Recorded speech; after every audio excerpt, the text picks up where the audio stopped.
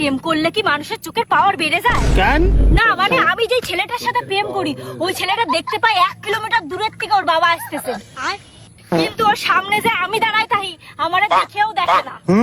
কে দা ওর চোখে কি সমস্যা আছে? দেখ মনি, ওটাও চোখের সমস্যা না, তাহলে কিসের সমস্যা? তোর চেহারায়। তুই যা বিশ্রী দেখতে, তোর দিকে তাকাবি কি করে?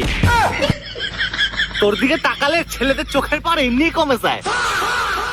আচ্ছা আমি যদি ওদের বাড়ি গিয়ে ওদের পায়খানাটা পরিষ্কার করে দিয়ে আসি তাহলে কি আমার প্রতি আর ভালোবাসা বাড়বে? তোর ভালোবাসা বাড়বে কিনা আমি জানি না, কিন্তু বাথরুমের মধ্যে গুয়ের মধ্যে যদি আমি তোর একটু চুবাইতে পারি আমার মনে শান্তি লাগবে না।